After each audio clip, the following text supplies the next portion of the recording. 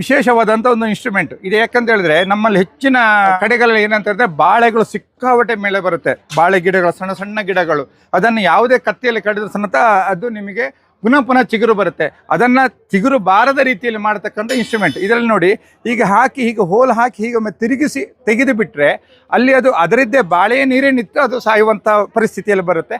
ಪುನಃ ಅದು ಆ ಕಂದು ಬರುವುದಿಲ್ಲ. ಇದು ಬಹಳ ಉತ್ತಮವಾದಂಥ ಇನ್ಸ್ಟ್ರೂಮೆಂಟ್ ಇದು ನೋಡಿ. ಈ ಹೋಲಲ್ಲಿ ಇದರಲ್ಲಿ ಹಾಕಿ ಹೀಗೆ ಮಾಡಿ ತೆಗೆದ್ರೆ ಅದು ಪುನಃ ಬರಲ್ಲ. ಫುಲ್ ರೊಟೇಷನ್ ಆಗಿ ಅದನ್ನು ಒಂದು ಭಾಗ ಮಾಡಿ ಹೀಗೆ ಒಂದು ಪುಲ್ ಮಾಡಬೇಕು. ಅವಾಗ ಅದರ ಮಧ್ಯದ ತೀರಿ ಸಮೇತ ಕಟ್ಟಾಗಿ ಮೇಲೆ ಬರುತ್ತೆ. ಅವಾಗ ಏನಾಗುತ್ತೆ ಅಂತಂದರೆ ಅಲ್ಲಿ ನೀರು ಉದ್ಭವ ಆಗುತ್ತೆ, ಬಾಳೆ ಆಟೋಮೆಟಿಕ್ ಆಗಿ ಬರುವಂಥ ನೀರು. ಅದರಿಂದಾಗಿ ಕಂಪ್ಲೀಟ್ ಅದು ಅಲ್ಲಿಗೆ ನೀರು ನಿಂತು ಅದು ಶೇಖರಣೆ ಆಗಿ ಅಲ್ಲಿ ಸಾಯ್ತದೆ. ಅದು ಹೀಗೆ ಪುನಃ ಬರಲ್ಲ. ಅದು ಬಹಳ ಕಂದ ತೆಗೆಯುವಂಥ ಅತ್ಯಂತ ಒಂದು ಸುಲಭವಾದಂಥ ಒಂದು ಸಾಧನ.